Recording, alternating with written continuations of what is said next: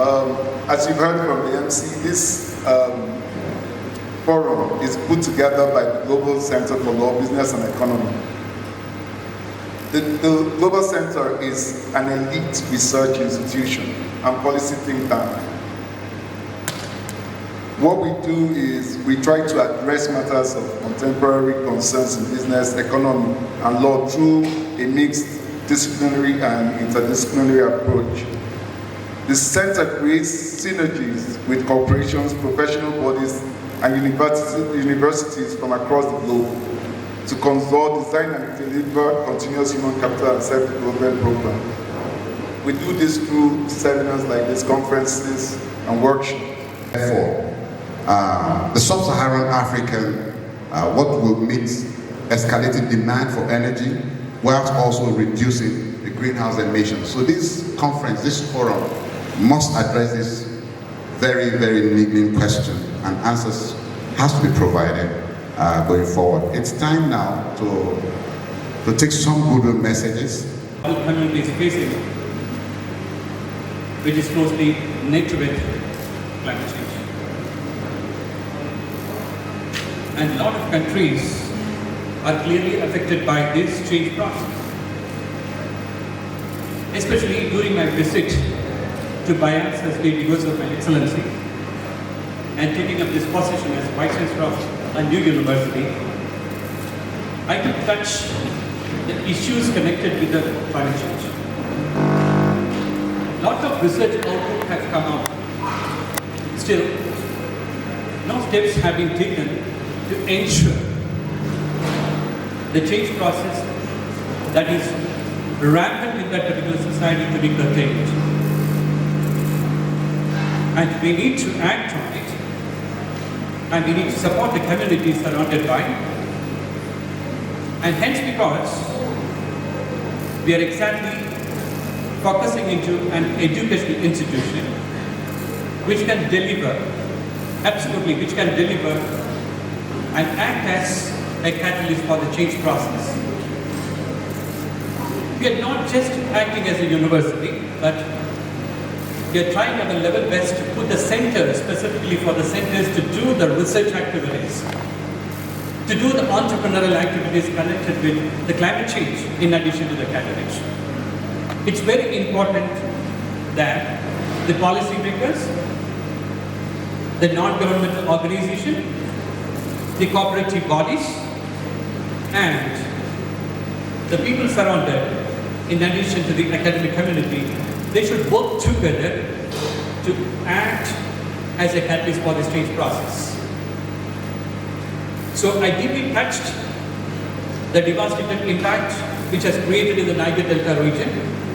I still remember my first PhD thesis evaluated by me is connected with a student from Niger Delta region, and it's the climatic impact changes and all the companies working over it. I still remember that.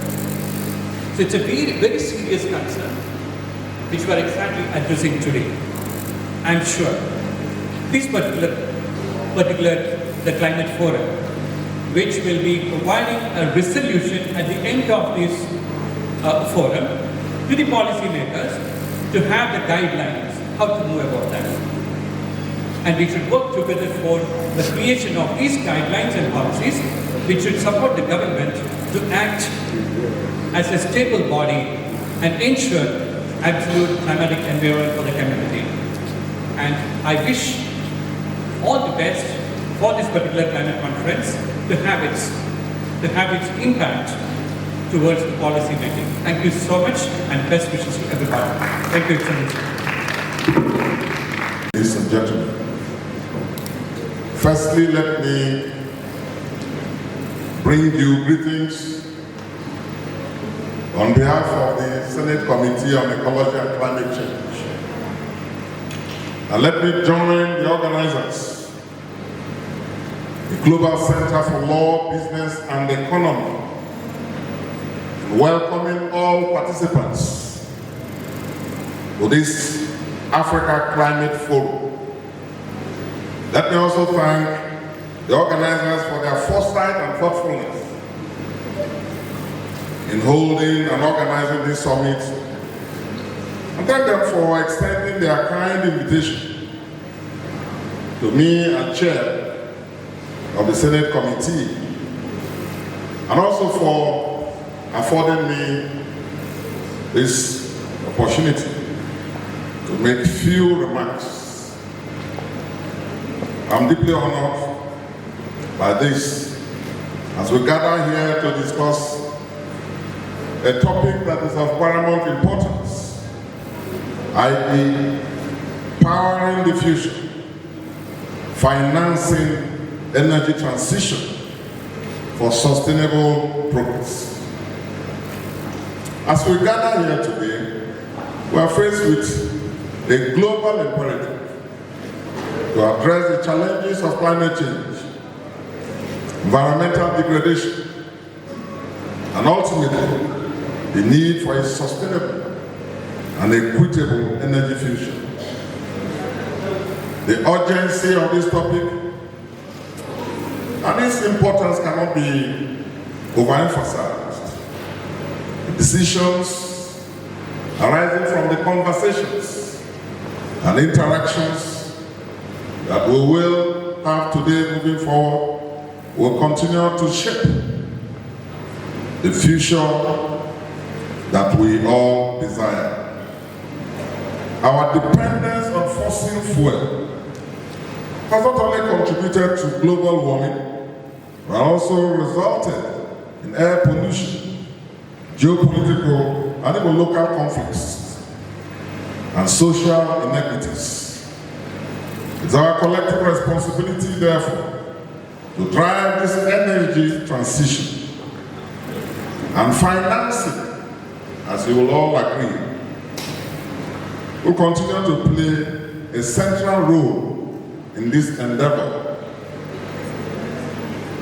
Let us begin acknowledging that transitioning to a sustainable energy future is not an easy task. We have been told that Africa has 40% of the world's energy renewable sources.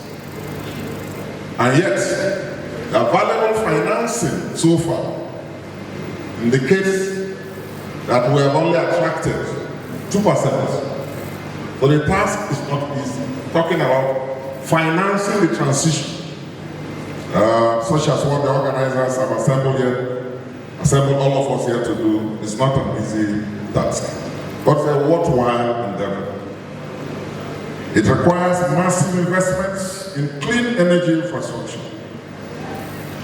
investments in innovative technologies, and a shift generally in our energy consumption patterns. But as in all things, with great challenges also comes great opportunities. The transition to clean energy is not just about mitigating the effects of climate change, but also presents enormous economic potentials. Renewable energy sources such as wind, solar, and hydro are becoming increasingly competitive with fossil fuel sources. The clean energy sector is a hotbed, as you all know, of innovation, of job creation, and of economic growth, if properly harmonized and if properly financed. Financing this transition represents a win-win scenario for all and for the entire economy. And so as we gather here today to make this a reality, there are a number of areas to look at. We have to necessarily look at possibilities and promote public-private partnerships. We have to look at incentives and subsidies. We have to consider issues related to carbon pricing. We have to copy from what others have done successfully in the area of green bonds, technology and innovation, promotion, education and creating awareness, and then ultimately tie it up in a national cohesive policy on renewable energy moving forward. I believe we all know that our country has made some good start in this area. And I commend all of us at Nigeria by the establishment of the National Council on Climate Change, whose DG is here seated. That's a significant step. And even in this hall, the Ministry of Energy, Ministry of Environment, is represented by a very able director. You can see the very able director of the Department of Climate Change. Here seated. I once again repeat my call as the committee overseeing both the NCC and the ministry and the department especially, that building on the experiment of the NCC and correcting and adjusting it as we move forward, there is an imperative for synergy and for a close working relationship. Firstly, among these leading agencies, the NCC and the ministry working together, and then on the other hand, a synergy existing between all related ministries, departments, and agencies. And our committee is working with the ministry to ensure that that happens. Financing the transition will require legislative interventions. I know that the legislation of our country has done well by proposing and eventually passing the law on the Climate Council. But that's not enough. Our committee, and by extension the National Assembly, is also available and willing to collaborate with all stakeholders to ensure that any legislative intervention that is needed or required to regulate the legal framework that will underpin financing will be willing to work with stakeholders to do.